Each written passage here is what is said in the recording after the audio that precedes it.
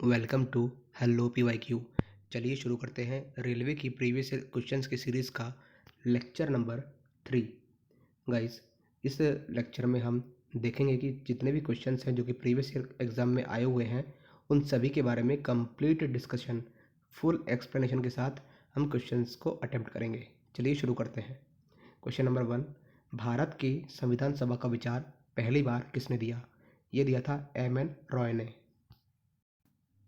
M.N.. Roy ने संविधान सभा का कॉन्स्टिट्यूशनल असेंबली का विचार पहली बार दिया था। कॉन्स्टिट्यूशनल असेंबली की बात करें तो संविधान सभा की जो स्थापना है वो 9 दिसंबर 1946 को हुई थी। 1946 को हुई थी। ठीक है, पहली बैठक की बात करें तो वही 9 दिसंबर 1946 को आयोजित की गई थी। डॉक्टर राजेंद्र प्रसाद संविधान सभा के अध्यक्ष चुने गए और उपाध्यक्ष के तौर पर H.C. मुखर्जी को चुना गया। H.C. मुखर्जी को। संविधान सभा की ड्राफ्टिंग कमेटी की बात करें तो इनके अध्यक्ष B.R. अम्बेडकर थे। ठीक है, और संविधान सभा ने 26 नवंबर 1949 को संविधान को अपनाया और इसे 26 जनवरी 1950 को संविधान दिवस संविधान को लागू कर दिया गया। प्रारंभ में अगर सदस्य की बात करें तो प्रारंभ में संविधान सभा में 389 सदस्य थे। कितने? 389, 389, जो विभाजन के बाद में 299 रह गए। ठीक है, बात करें अन्य कमेटियों की तो ड्राफ्टिंग कमेटी के B.R. अम्बेडकर हेड थे। संघ शक्ति समिति यानी कि यूनियन पावर कमेटी के हेड थे पंडित जवाहरलाल नेहरू। ठीक है, और संघीय संविधान समिति के भी, यूनियन कॉन्स्टिट्यूशन कमेटी के भी पंडित जवाहरलाल नेहरू थे। स्टेट कमेटी के भी पंडित जवाहरलाल नेहरू थे। प्रांतीय संविधान समिति यानी कि प्रोविंशियल कॉन्स्टिट्यूशनल कमेटी, इनके जो थे वो थे सरदार वल्लभ भाई पटेल। विधायी शक्ति की बात करें तो सरदार वल्लभ भाई पटेल। मौलिक अधिकार समिति की बात करें तो डॉक्टर राजेंद्र प्रसाद। इस तरह कई ऐसी समितियां बनाई गई थी संविधान सभा के द्वारा। राष्ट्रीय ध्वज समिति की बात करें यानी कि नेशनल फ्लैग कमेटी, वो भी राजेंद्र प्रसाद के अंडर में थी। ठीक है, स्टीयरिंग कमेटी की बात करें तो डॉक्टर K.M. मुंशी। ये सब समितियां बनाई गई थी। नेक्स्ट बात करते हैं क्वेश्चन नंबर 2, साहित्य अकादमी का मुख्यालय कहाँ पर है? आंसर है नई दिल्ली। हाँ, एक इम्पोर्टेंट पॉइंट कि संविधान को तैयार करने में कितना टाइम लगा, वो था 2 वर्ष 11 महीने और 18 दिन। ठीक है, अगर प्रारंभ तिथि की बात करें तो 9 दिसंबर, जैसे कि मैंने बताया 9 दिसंबर 1946 को की पहली बैठक हुई थी। और समाप्ति की तिथि की बात करें तो समाप्ति जो है वो 26 नवंबर 1949 को हुई थी। ठीक है, यानी कि संविधान अंगीकृत हुआ था और 26 जनवरी 1950 को इसको लागू कर दिया गया। क्वेश्चन नंबर 2, साहित्य अकादमी का मुख्यालय कहाँ पर है? साहित्य अकादमी का मुख्यालय नई दिल्ली में है और जिसकी स्थापना है वो 12 मार्च 1954 को हुई थी। ठीक है, बात करते हैं नेक्स्ट क्वेश्चन की। क्वेश्चन नंबर 3, सूचना प्रौद्योगिकी में NIU किसके लिए प्रयुक्त किया जाता है? इसका मतलब है नेटवर्क इंटरफेस यूनिट, जो कि नेटवर्क इंटरफेस यूनिट एक ऐसा उपकरण है जो नेटवर्क के विभिन्न घटकों के बीच में डेटा संचारित करने का कार्य करता है। Question number 4, global climate change किसका अलायंस है? यह है यूरोपियन यूनियन का। यूरोपियन यूनियन के बारे में बात करें तो इसकी जो स्थापना है वो 1 नवंबर 1993 को हुई थी और यह एक तरीके से maastricht संधि के द्वारा हुई थी। maastricht संधि के द्वारा हुई थी। ठीक है, अगर सदस्य देशों की बात करें तो इसमें 27 कंट्रीज़ थे और ब्रिटेन जो है वो 2020 में यूरोपियन यूनियन से बाहर हो गया। कौन? ब्रिटेन। इसका जो मुख्यालय की बात करें, हेडक्वार्टर जो है यूरोपियन यूनियन का वो है ब्रुसेल्स में, जो कि बेल्जियम की राजधानी है। ठीक है, नेक्स्ट क्वेश्चन की बात करते हैं। कौन सा सर्कुलेटरी सिस्टम का हिस्सा नहीं है? सर्कुलेटरी का मतलब होता है परिसंचरण तंत्र, और दिए गए ऑप्शंस में लार्ज इंटेस्टाइन इसका आंसर था, यानी कि बड़ी आंत। सर्कुलेटरी सिस्टम की बात करें तो इसमें शरीर में blood blood oxygen blood oxygen और पोषक तत्व और अपशिष्ट पदार्थों के परिवहन की एक प्रक्रिया है। क्या? Circulatory system. इसके जो मेन ऑर्गन्स हैं उनकी बात करें तो मेन ऑर्गन में आते हैं हार्ट हार्ट धमनियाँ यानी कि आर्टरीज, शिराएँ यानी कि वेन्स, और केशिकाएँ यानी कैपिलरीज। हार्ट की बात करें तो ये रक्त को पंप करता है। आर्टरीज की बात करें यानी कि धमनियों की बात करें तो ये दिल से रक्त को शरीर के अंगों तक पहुंचाता है। दिल से रक्त को शरीर के अंगों तक पहुंचाता है। वेन्स की बात करें यानी कि शिराओं की बात करें तो यह शरीर से रक्त को दिल की ओर पहुंचाता है, यानी वापस लेकर आता है। कैपिलरीज की बात करें तो यह रक्त का गैसों का आदान प्रदान होता है। इसमें दो तरीके से होते हैं ये। कैसे? मतलब इसमें जो इसका जो सिस्टम है वो क्लोज्ड सर्कुलेटरी सिस्टम होता है। ठीक है, ब्लड की बात करें यहाँ पर, ब्लड की अगर हम बात करें तो ब्लड में आरबीसी, डब्ल्यूबीसी और प्लाज्मा और प्लेटलेट्स होते हैं। आरबीसी का जो वर्किंग फंक्शन है वो ऑक्सीजन का परिवहन करवाना है। आरबीसी का जो है वो ऑक्सीजन का परिवहन करवाना है। डब्ल्यूबीसी की बात करें तो यह एक तरीके से शरीर की जो रोग प्रतिरोधक क्षमता है उसको बढ़ाना है, यानी कि इम्यूनिटी सिस्टम को एनहेंस करना है। प्लाज्मा की बात करें, प्लाज्मा जो है वो शरीर के अंगों से अपशिष्ट पदार्थों को बाहर निकालने काम करता है, पदार्थों को ले जाता है, सॉरी।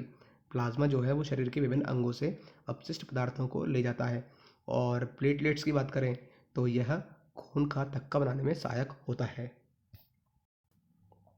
बात करें लार्ज इंटेस्टाइन की, अगर हम बड़ी आंत की बात करते हैं तो यह पेट के निचले भाग में छोटे आंत के बाद स्थित होता है। छोटी जो आंत है यानी कि स्मॉल इंटेस्टाइन के बाद स्थित होता है। इसकी जो लंबाई है इसकी जो लंबाई है वो लगभग 1.5 मीटर होती है। किसकी? बड़ी आंत की। इसका जो कार्य है वो जल और खनिजों का अवशोषण यानी कि absorption of water and mineral होता है, और यह अपचनीय पदार्थों को सख्त करना और मल का निर्माण करना होता है। बड़ी आंत के भागों की बात करें तो इसमें सेंकोल, कॉलन, रेक्टम और एनस, ये इसके पार्ट्स हैं। किसके? लार्ज इंटेस्टाइन के। ठीक है, चलिए नेक्स्ट क्वेश्चन की बात करते हैं। येन किसकी मुद्रा है? येन किसकी मुद्रा है? येन है जापान की मुद्रा है।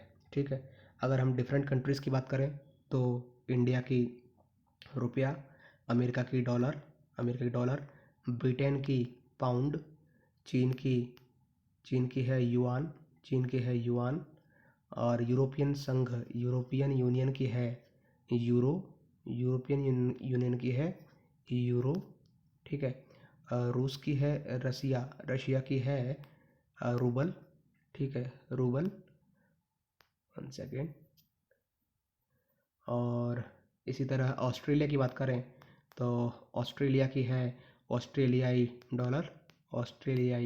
डॉलर। कनाडा की बात करें तो कनाडाई डॉलर। ठीक है, स्विट्ज़रलैंड की बात करें तो स्विस फ्रैंक।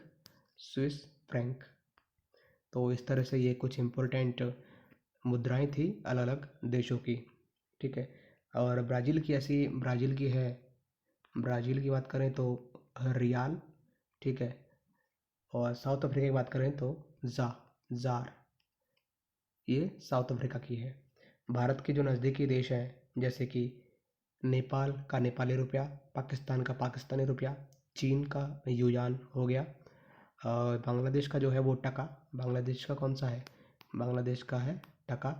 ठीक है, भूटान की बात करें तो भूटान का जो है वो है नगुल ट्रम। ठीक है, नगुल ट्रम। ठीक है, ये है भूटान की मुद्रा। और म्यांमार की बात करें तो म्यांमार में है क्यात। क्या? क्यात। ठीक, चलिए नेक्स्ट क्वेश्चन की बात करते हैं। क्वेश्चन नंबर 7 किस राष्ट्र ने 5 बार कॉमनवेल्थ गेम्स की मेजबानी की? तो यह मेजबानी जो है वो ऑस्ट्रेलिया के द्वारा की गई। ऑस्ट्रेलिया ने अब तक कॉमनवेल्थ गेम्स में 5 बार मेजबान की। ठीक है। क्वेश्चन नंबर 8, लाइकेन एक ऐसा जीव है जो किसकी चेतावनी देता है? लाइकेन एयर पॉल्यूशन की चेतावनी देता है। लाइकेन जो है वो फंगस और ब्लू ग्रीन एल्गे का एक संयोजन है। ठीक है, इसलिए इसे सहजीवी भी कह सकते हैं। यानी कि जो लाइकेन यानी कि जो शैवाल जो है वो फोटोसिंथेटिक पार्टनर है किसका, किसके साथ? कवक के साथ। और यानी कि हम कह सकते हैं कि शैवाल और कवक जो है वो परस्पर सहजीवी संबंध रखते हैं और इसे हम लाइकेन बोलते हैं। ठीक है, इसका जो महत्वपूर्ण कार्य है वो है वायु प्रदूषण का संकेतक और पर्यावरणीय सूचकांक को यह दर्शाता है। क्वेश्चन नंबर 9 की बात करें, निम्न में से कौन सी परियोजना उत्तराखंड में है? तो उत्तराखंड में है टिहरी हाइड्रो पावर कॉम्प्लेक्स। दिए गए ऑप्शंस में टिहरी जो बांध है वो उत्तराखंड में स्थित है। ठीक है। अन्य डैम्स की बात करें तो भाखड़ा नागल जो है वो पंजाब हिमाचल प्रदेश की सीमा पर है। सरदार सरोवर की बात करें, सरदार सरोवर बांध की बात करें तो ये गुजरात में स्थित है। हीराकुंड डैम की बात करें तो यह ओडिशा में स्थित है। ठीक है। इंदिरा गांधी नहर राजस्थान में, नर्मदा नहर जो है वो मध्य प्रदेश में, कृष्ण सागर बांध कर्नाटक में, कृष्ण सागर बांध कर्नाटक में। ठीक है। और काकरापड़ जो डैम है वो गुजरात में है। ठीक है।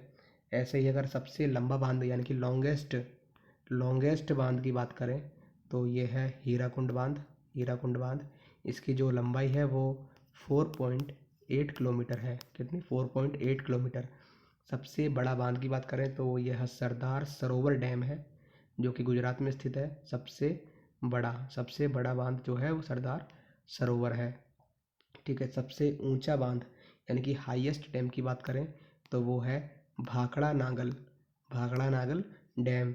इसकी जो ऊंचाई है वो 226 मीटर है। कितनी? 226 मीटर। और यह पंजाब हिमाचल प्रदेश की सीमा पर है। बात करें टिहरी डैम की तो टिहरी डैम जो है वो उत्तराखंड में भागीरथी नदी पर स्थित है। कहाँ पर है? भागीरथी नदी पर। ठीक है। और यहाँ पर ही टिहरी हाइड्रो पावर कॉम्प्लेक्स का जो प्रोजेक्ट है वो चल रहा है। क्वेश्चन नंबर 10 की बात करें, सापेक्षता का सिद्धांत किससे संबंधित है? ये है अल्बर्ट आइंस्टीन। सापेक्षता का सिद्धांत क्या कहता है कि वो ये होता है कि समय और स्थान जो है वो दोनों एक दूसरे पर निर्भर करते हैं और यह गति के अनुसार बदल सकते हैं। जैसे कि अगर आप तेज़ी से दौड़ रहे हैं तो आपको जो है वो टाइम धीरे धीरे लगेगा, जबकि जो व्यक्ति आराम से बैठा है उसे समय सामान्य लगेगा। ऐसे ही प्रकाश की गति के आधार पर देखा जाए तो हर जगह प्रकाश की गति समान रहती है, चाहे वह कहीं भी हो या कितनी भी गति से चल रहा हो।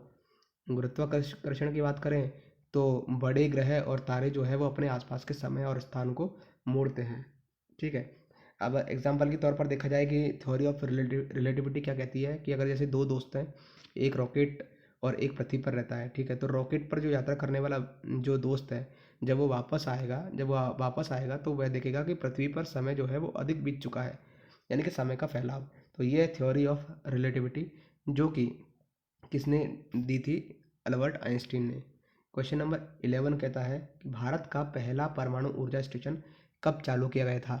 तो भारत का पहला परमाणु स्टेशन 1969 में चालू किया गया था। और ये कौन सा न्यूक्लियर पावर प्लांट था? ये था ये था महाराष्ट्र का तारापुर। कौन सा? Tarapur nuclear power plant. ठीक है, जो कि 1969 में पहली बार भारत में शुरू हुआ था। बात करें अन्य पावर प्लांट की तो गुजरात में Kakori nuclear power plant, Tamil Nadu में कुंडलकुलम न्यूक्लियर पावर प्लांट, पश्चिम बंगाल में Damodar valley power plant, Rajasthan में रावतभाटा न्यूक्लियर पावर प्लांट है, कर्नाटक में है कर्नाटक न्यूक्लियर पावर प्लांट या जिसे हम बोलते हैं कायगा न्यूक्लियर पावर प्लांट, और उत्तर प्रदेश में है Indraprastha nuclear power plant. Uttar Pradesh में है इंद्रप्रस्थ। ठीक है। और हरियाणा न्यूक्लियर पावर प्लांट। तो हम कह सकते हैं कि तारापुर न्यूक्लियर पावर प्लांट जो है वो 1969 में सबसे पहले शुरू हुआ था। नेक्स्ट क्वेश्चन की बात करते हैं, मोपला विद्रोह किन वर्षों के बीच हुआ? यह हुआ था 1921 से 1922 के बीच में। ये कहाँ हुआ था? ये हुआ था केरल के मलप्पापुरम। कहाँ पर? मलप्पापुरम में। इनका जो नेता था वो वली उल्ला था। क्या नाम था उसका? वली उल्ला, जिसने इसको लीड किया था। मुख्य जो कारण थे इसके वो ये थे कि ब्रिटिश शासन के खिलाफ विरोध और जमींदारी प्रथा और भूमि मालिकों का जो उत्पीड़न हो रहा था उनके खिलाफ इन्होंने मुखरता से आवाज़ उठाई। ठीक है, नेक्स्ट क्वेश्चन की बात करते हैं, प्रसिद्ध गोल गुंबद कहाँ स्थित है?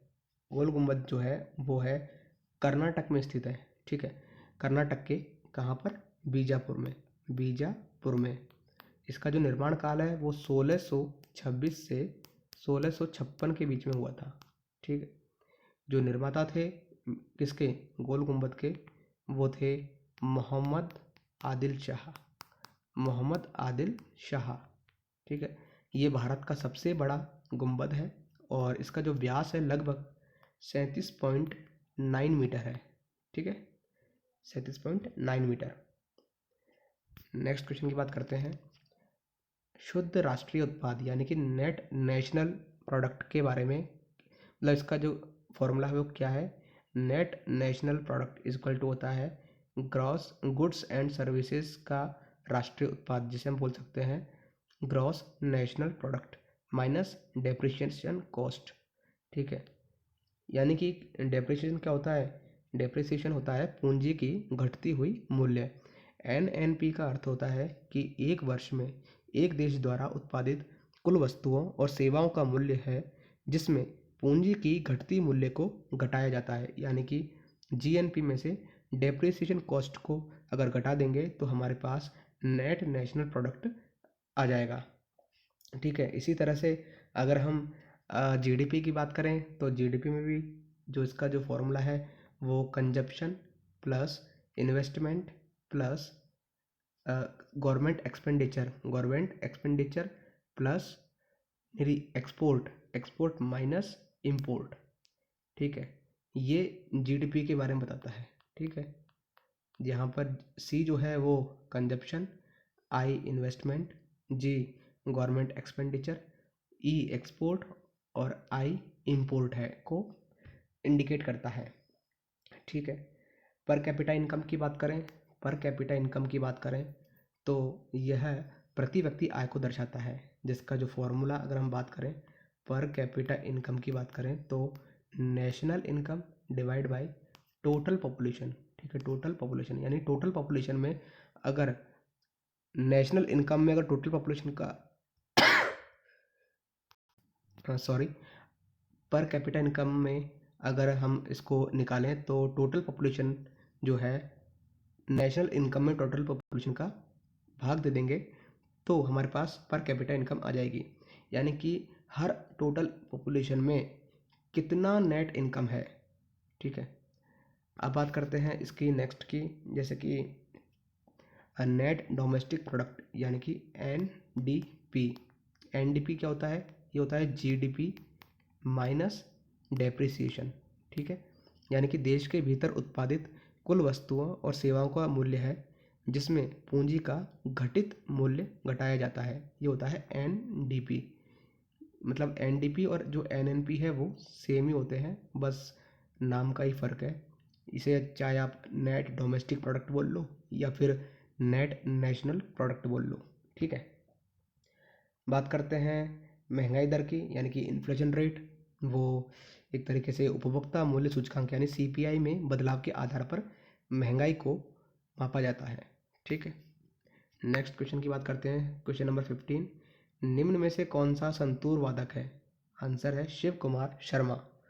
अगर हम अन्य वादक की बात करें तो शिव कुमार शर्मा संतूर वादक, जाकिर हुसैन जो है वो सारंगी वादक, सितार वादक की बात करें तो रविशंकर, सितार से जो रिलेट करते हैं वो है रविशंकर और उस्ताद इमदाद खान। ठीक है, तो ये कुछ प्रमुख वादक रहे हैं। क्वेश्चन नंबर 16, उर्वरक क्रांति के साथ कौन सा रंग जुड़ा हुआ है, ये है ग्रे। अगर हम अन्य क्रांतियों की बात करें तो अन्य क्रांतियों में हरित क्रांति, श्वेत क्रांति और नीली क्रांति, पीली क्रांति। हरित क्रांति जो है यानी ग्रीन रेवोल्यूशन, इसके जो प्रमुख व्यक्तित्व रहे हैं इसके, वो एस स्वामीनाथन रहे हैं। एस स्वामीनाथन किसके? ग्रीन रेवोल्यूशन के यानी हरित क्रांति के। श्वेत क्रांति की बात करें तो ये दूध उत्पादन में वृद्धि के लिए रिस्पॉन्सिबल थी। कौन सी? श्वेत क्रांति यानी कि वाइट रेवोल्यूशन, जो कि प्रमुख व्यक्तित्व जो थे वो डॉक्टर वर्गीस कुरियन थे। कौन? Doctor Verghese Kurien. Blue revolution की बात करें तो मछली उत्पादन में वृद्धि, और पीली क्रांति की बात करें तो सरसों के उत्पादन को बढ़ाना था। ठीक है। क्वेश्चन नंबर 17, 49वीं समानांतर रेखा किनके बीच है? ये है यूएसए और कनाडा के बीच में। अन्य बॉर्डर लाइन की बात करें तो रेड क्लिफ लाइन जो है वो भारत और पाकिस्तान के बीच में है। ठीक है।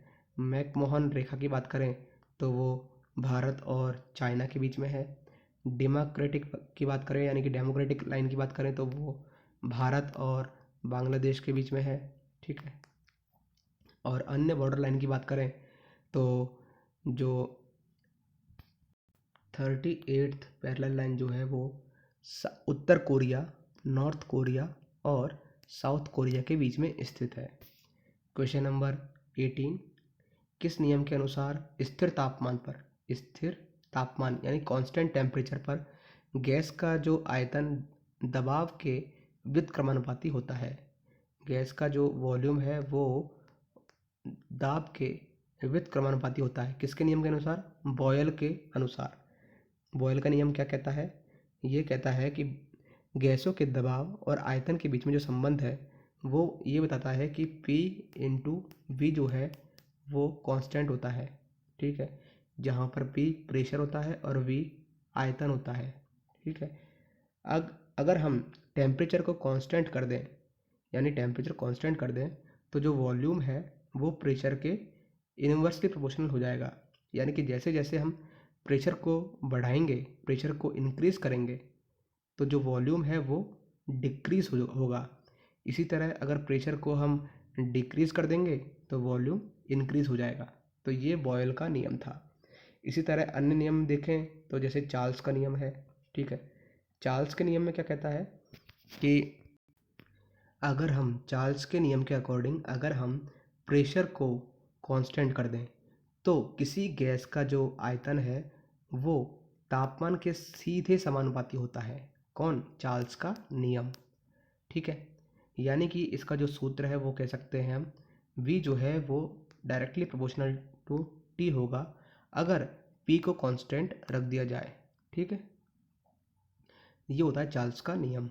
यानी कि यदि तापमान बढ़ेगा तो आयतन भी बढ़ेगा और तापमान अगर घटेगा तो आयतन भी घटेगा। ये चार्ल्स का नियम कहते हैं। नेक्स्ट नियम की बात करें तो वो है अवोगाद्रो का नियम। ठीक है।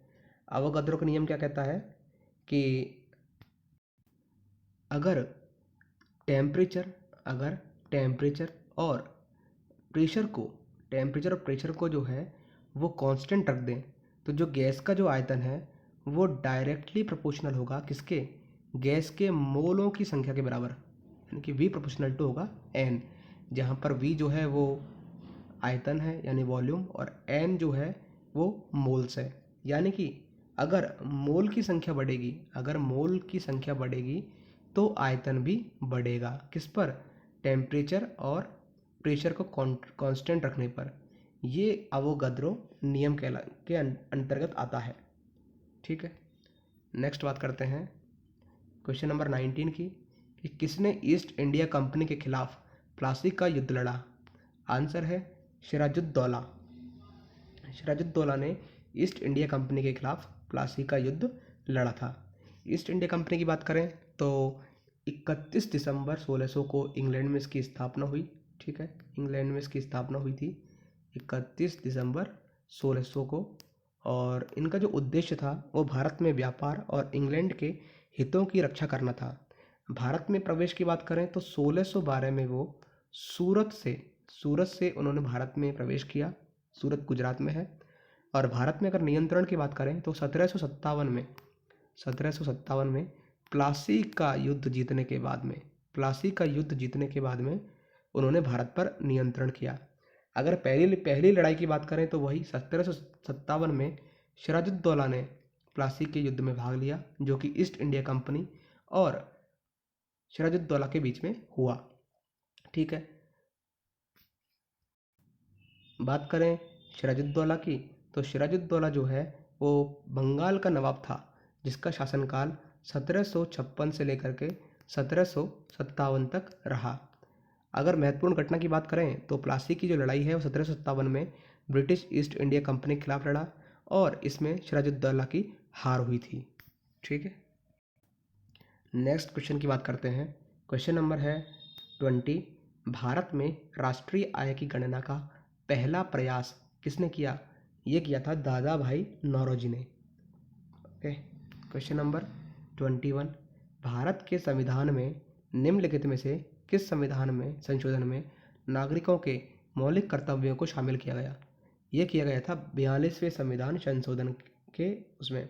ठीक है, 42वां संविधान संशोधन जो कि 1976 को पारित हुआ था और यह भारतीय संविधान में सबसे बड़ा संशोधन हुआ। इसमें मूल कर्तव्यों यानी कि मौलिक कर्तव्यों को शामिल किया गया था। बात करें इसके बाद में 44वें संविधान संशोधन की, तो यह आपातकाल के दौरान नागरिक स्वतंत्रताओं पर कड़ी पाबंदियां हटाना था। यानी कि जो आपातकाल के दौरान जिनमें नागरिक स्वतंत्रता पर जो पाबंदियां लगाई गई थी, उनको 44वें संविधान संशोधन अधिनियम 1978 के तहत उनको वापस ले लिया गया, पाबंदियां उनको हटा दी गई और राष्ट्रपति की जो आपातकाल की घोषणा है उसको सीमित किया गया। 73वां और 74वां संविधान संशोधन की बात करें, 73 और 74 अमेंडमेंट की बात करें तो यह पंचायती राज संस्थाओं के बारे में बताता है, यानी कि उनको जो संवैधानिक दर्जा दिया गया। और 104वां संविधान संशोधन जो है, जो कि 2019 में हुआ था, कौन सा? 104वां संविधान संशोधन, ये अनुसूचित जातियों और अनुसूचित जनजातियों के लिए आरक्षण में बढ़ोतरी के लिए किया गया था। बात करें अन्य संविधान संशोधन की, तो एक और इम्पोर्टेंट बात आता है 106वां संविधान संशोधन, जिसमें ईडब्ल्यूएस आरक्षण 103वें संविधान संशोधन में दिया गया और 101वें संविधान संशोधन 101वें संविधान संशोधन जो है वो जीएसटी से संबंधित है। ठीक, नेक्स्ट क्वेश्चन की बात करते हैं। Question number 22। जलियांवाला बाग हत्या नरसंहार किस वायसराय के कार्यकाल में हुआ? तो ये हुआ था लॉर्ड जेम्स फोर्ड। ठीक है, यह हत्याकांड 13 अप्रैल 1919 को हुआ था। कहाँ पर? अमृतसर, पंजाब में। इसका जो मुख्य व्यक्ति था जिसने गोली चलाने का आदेश दिया था वो था जनरल डायर। ठीक है, क्योंकि और इस हत्याकांड में लगभग 379 लोग, सरकारी आंकड़ों के हिसाब से 379 लोग थे, लेकिन हजारों लोग इसमें मरे थे। तो यह हत्याकांड कब हुआ था? 13 अप्रैल 1919 को। और यहाँ पर इस टाइम जो वाइसराय थे वो लॉर्ड चैम्सफोर्ड थे। Question number 23। कौन सा कंप्यूटर सिस्टम सहायक मेमोरी का हिस्सा नहीं है? यह है पी रोम। कंप्यूटर में बात करें तो रैम और रोम दो तरह की मेमोरी होती है। ठीक है, एक होती है रैम, दूसरी होती है रोम। रैम का मतलब है रैंडम एक्सेस मेमोरी और रोम जो है वो रीड ओनली मेमोरी। रैम की बात करें तो ये एक तरीके से वॉलेटाइल मेमोरी है, यानी कि अस्थायी रूप से स्टोर होती है और इसमें जो डेटा को तेज़ी से एक्सेस करने के लिए उपयोग किया जाता है। जब कंप्यूटर बंद हो जाता है, शट डाउन हो जाता है, तो डेटा हट जाता है। लेकिन जो रोम है वो एक स्थायी मेमोरी यानी परमानेंट मेमोरी है और यह डेटा को केवल रीड करने के लिए स्टोर करता है और डेटा को स्थायी रूप से यानी कि परमानेंटली इसको स्टोर करता है और कंप्यूटर के बंद होने पर भी यह रहता है और इसे हम संशोधित नहीं कर सकते। किसे? रोम को। ठीक है, अगर रोम की बात करें, अगर रोम की टाइप की बात करें तो रोम के अन्य टाइप भी होते हैं। कौन कौन से? पी रोम यानी कि प्रोग्रामेबल, रीड ओनली मेमोरी, एक होता है ईपीरोम यानी कि erasable programmable read only memory, एक होता है ईईपी रोम, ये होता है electrically erasable programmable read only memory. ठीक। क्वेश्चन नंबर 24, सेब से संबंधित रोग को किस रूप में जाना जाता है? ये है फाइबर ब्लाइट के नाम से जाना जाता है, और ये जो रोग है वो बैक्टीरिया और फंगस के कारण होता है सेब में। और अन्य की बात करें, जैसे अन्य जो रोग है सेब में होने वाले, वो है एंथ्रेक्नोज, ठीक है, एंथ्रेक्नोज, ठीक। एक होता है ब्लैक स्पॉट, ठीक है। आलू की बात करें तो उसमें, सॉरी, अगर बनाना की बात करें तो हम मैनकोजेब होता है बनाना में। आंवला में बात करें तो फंगल रोट होता है, ब्लैक स्पॉट भी होता है आंवला में। इस तरह कई प्रकार के रोग होते हैं फलों में। क्वेश्चन नंबर 25 की बात करें तो भाभा परमाणु अनुसंधान केंद्र कहाँ स्थित है? ये स्थित है मुंबई में। कहाँ पे? मुंबई में। अगर हम स्थापना की बात करें तो यह 1954 में इसकी स्थापना हुई थी। लोकेशन मुंबई महाराष्ट्र में। फाउंडर थे डॉक्टर होमी जहांगीर भाभा, ये इनके फाउंडर थे। इनका जो मेन ऑब्जेक्टिव था वो परमाणु ऊर्जा के विकास और अनुसंधान में था, इसलिए भारत की स्थापना की गई थी 1954 में। ठीक। क्वेश्चन नंबर 26, सूर्य की चमकदार सतह को क्या कहा जाता है? इसे कहा जाता है फोटोस्फीयर। क्या कहा जाता है? फोटोस्फीयर।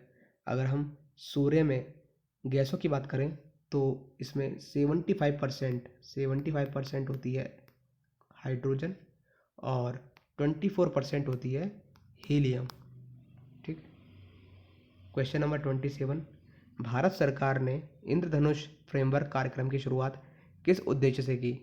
ये की थी सार्वजनिक क्षेत्र के बैंकों के पुनरुद्धार के लिए। सार्वजनिक क्षेत्र के जो बैंक है यानी पब्लिक सेक्टर बैंक है, उनके पुनरुद्धार के लिए की थी। अगर बात करें टोटल पीएसबीज की तो हमारे टोटल पीएसबी हैं 12, जिनमें है SBI, PNB, BOB, bank of Baroda, BOI, bank of India, Canara bank, bank of Maharashtra, united bank of India, Indian bank, UCO bank, Punjab and national Sindh bank, central bank of India. ये 12 bank है जो कि पब्लिक सेक्टर बैंक में मान्य होते हैं। ठीक है। नेक्स्ट बात करते हैं, वर्गीकरण का जनक किसे कहा जाता है? ये कहा जाता है कार्ल लिनियस को। ठीक। अगर हम और अदर जो जनक हैं उनकी बात करें तो विज्ञान के जो जनक हैं वो गैलीलियो कहा जाता है, गैलीलियो को। आधुनिक भौतिकी का जनक अल्बर्ट आइंस्टीन को। ठीक है। रसायन शास्त्र के जो जनक हैं, रसायन शास्त्र के जनक, केमिस्ट्री के फाउंडर यानी केमिस्ट्री के जो फाउंडर हैं वो एंटोनी लेवासिए। ठीक है। जीव विज्ञान की बात करें तो अरस्तु। आधुनिक रसायन शास्त्र के जनक की बात करें तो मेंडलीव। ठीक है। मॉडर्न केमिस्ट्री की बात करें तो मेंडलीव। ठीक है। विद्युत अभियंत्रण के जनक की बात करें तो निकोला टेस्ला। और आधुनिक खगोल शास्त्र के जनक की बात करें तो केपलर। ठीक है, केपलर। आधुनिक आनुवंशिकी के जनक की बात करें तो मेंडल। ओके। और कंप्यूटर के जनक की बात करें तो चार्ल्स बेबेज। क्वेश्चन नंबर 29, पृथ्वी ग्रह का वह क्षेत्र जहाँ जीवन मौजूद होता है उसे क्या कहते हैं? उसे कहते हैं बायोस्फीयर। क्या कहते हैं? बायोस्फीयर। बात करें बायोस्फीयर से संबंधित तो हमारे जो 5 लेयर्स होती हैं, कौन कौन सी? एक होती है ट्रोपोस्फीयर, एक स्ट्रेटोस्फीयर, एक मीसोस्फीयर, ठीक है, एक आयोनोस्फीयर और एक होती है एक्सोस्फीयर। ट्रोपोस्फीयर की बात करें तो यह पृथ्वी की सतह से 10 किलोमीटर तक होती है। कौन सी? ट्रोपोस्फीयर। इसमें मौसम संबंधी घटनाएं होती है। ठीक है। स्ट्रेटोस्फीयर की बात करें तो यह 10 किलोमीटर से 50 किलोमीटर के बीच तक की ऊंचाई तक होती है। इसमें ओजोन परत होती है। कौन सी? ओजोन परत। ठीक है, जो कि सूर्य से आने वाली हानिकारक अल्ट्रावायलेट रेस को अवशोषित करने का कार्य करती है। फिर आता है मीजोस्फीयर। मीजोस्फीयर की जो लोकेशन है वो 50 किलोमीटर से लेकर के 80 किलोमीटर तक होती है। ठीक है, इसकी जो विशेषता है, फीचर्स है, वो ये है कि उल्काओं का जो उल्का पिंड गिरते हैं उनको वो इसी लेयर में आकर के भस्म हो जाती है, जल जाती है। यानी कि हम कह सकते हैं पृथ्वी को बाहरी आक्रमणों से बचाती है। बात करते हैं आयनोस्फीयर की, तो ये 50 किलोमीटर से लेकर के सॉरी ये तो होती है 50 से 85, और ये 85 से 600 किलोमीटर होती है। या फिर हम यूँ कह सकते हैं 50 किलोमीटर से भी 600 किलोमीटर के बीच में जो होती है वो आयोनोस्फीयर ही होती है। यानी कि यह एक तरीके से आयोनिक जो मॉलिक्यूल्स हैं वो क्षेत्र होता है यहाँ पे, और यहाँ पर जो रेडियो तरंगों का प्रसारण और उनका रिफ्लेक्शन होता है, कहाँ पे, आयोनोस्फीयर में। बात करते हैं एक्सोस्फीयर की, तो ये बहिर्मंडल होता है, और इसका जो लोकेशन है एक्सोस्फीयर का वो 600 किलोमीटर से लेकर के 10,000 किलोमीटर तक होता है। ठीक है, और ये एक तरीके से बहुत ही पतली और बहुत ऊंचाई पर स्थित होती है, और यह बाहरी अंतरिक्ष के संपर्क में होती है। कौन सी, एक्सोस्फीयर। नेक्स्ट क्वेश्चन की बात करते हैं, जल शिक्षा संस्थान का संचालन किसके संरक्षण में होता है? ये होता है ministry of skill development and entrepreneurship, यानी कि कौशल विकास और उद्यमिता मंत्रालय। वह तिरंगा झंडा जिसे स्टुअर्ट गार्ड में मैडम कामा ने फहराया था, उसे चोरी छिपे ब्रिटिश भारत में कौन लेकर आया? ये लेकर आए थे इंदुलाल याग्निक। कौन लेकर आए थे? इंदुलाल याग्निक। ठीक है, ये जो गुजरात से संबंध रखते थे, एक तरीके से भारतीय स्वतंत्रता संग्राम में सेनानी रहे, और इन्होंने इन्होंने क्विट इंडिया मूवमेंट में भी भाग लिया था। इनका जो मेन योगदान था वो ये था कि ये भारतीय ध्वज को ब्रिटिश भारत में गुप्त रूप से लाने का श्रेय जाता है इनको।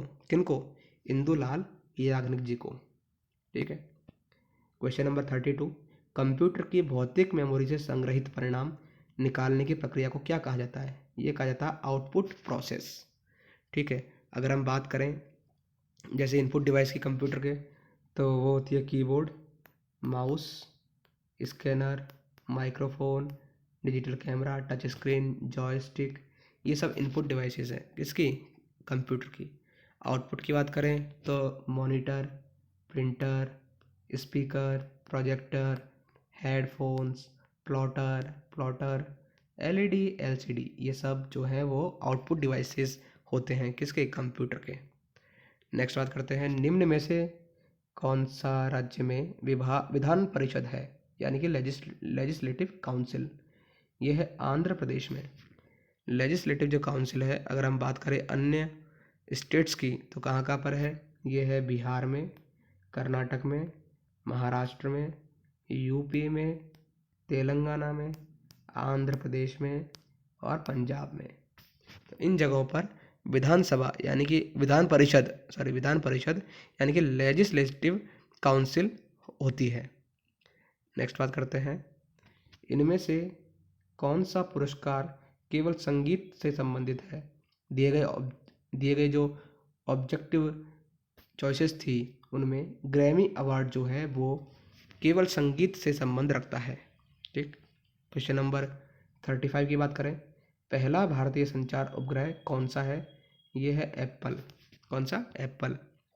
अगर भारतीय उपग्रहों की बात करें तो इसमें नाविक जो है ये भारत का स्वदेशी उपग्रह प्रणाली है जो कि नेविगेशन से रिलेट करता है, यानी कि नेविगेशन के लिए ये हमारी इंडिजीनियस सैटेलाइट सिस्टम है। ठीक है, चंद्रयान 3 की बात करें तो चंद्रमा पर लैंडिंग और उसके रिसर्च के लिए, गगनयान की बात करें तो मानव अंतरिक्ष मिशन है, और काफ़ी सारे मिशन जो है वो इसरो करता रहता है। यहाँ पर जो भारतीय संचार उपग्रह यानी कि पहला वो है कौन सा? एप्पल, जिसका जो लॉन्च डेट है वो है मतलब 1981 में छोड़ा गया था इसको। किसको? एप्पल को। और यह संचार सेवा प्रदान करने के लिए यूज़ किया गया था इसको, और इसका जो लॉन्च स्थल है यानी कि जहाँ से छोड़ा गया था वो श्रीहरिकोटा, भारत में। क्वेश्चन नंबर 36 की बात करें तो निम्न में से कौन सी अदिश राशि है? ये है मास यानी कि द्रव्यमान। अदिश राशि की बात करें तो इनमें केवल मैग्नीट्यूड होता है, डायरेक्शन नहीं होती। ठीक है, एग्जाम्पल के तौर पर डिस्टेंस, तापमान यानी टेम्परेचर, टाइम, स्पीड, ये एक तरीके से अदिश राशि है। ठीक है, यानी कि स्केलर क्वांटिटी है। कौन सी क्वांटिटी? स्केलर। अगर हम वेक्टर क्वांटिटी की बात करें यानी कि सदिश राशि की बात करें तो इनमें मैग्नीट्यूड भी होता है और डायरेक्शन भी होती है। ठीक है, अगर एग्जाम्पल की बात करें तो वेलोसिटी, फोर्स, मोमेंटम, ठीक है, जिसे हम पी से डिनोट करते हैं, और डिस्प्लेसमेंट, ये कुछ एग्जाम्पल हैं जो कि सदिश राशि को रिप्रेजेंट करते हैं। क्वेश्चन नंबर 37, जलियांवाला बाग नरसंहार किस तिथि को हुआ था? ये हुआ था 13 अप्रैल 1919 को। कहाँ पे हुआ था? पंजाब, अमृतसर में। किसके द्वारा किया गया ये हत्याकांड? ये किया था जनरल डायर के द्वारा। ठीक है, उस टाइम कौन वाइसराय था? James Ford. ठीक है, जेम्स फोर्ड। और मृतक जो थे वो 379 थे सरकारी आंकड़ों के मुताबिक, लेकिन हजारों लोग इसमें मारे गए थे। ये जो हत्याकांड हुआ था ये तब हुआ था जब वहाँ के जो नागरिक हैं वो रॉलेट एक्ट का विरोध कर रहे थे, रॉलेट एक्ट का विरोध कर रहे थे। ठीक है, यहाँ तक बने रहने के लिए धन्यवाद।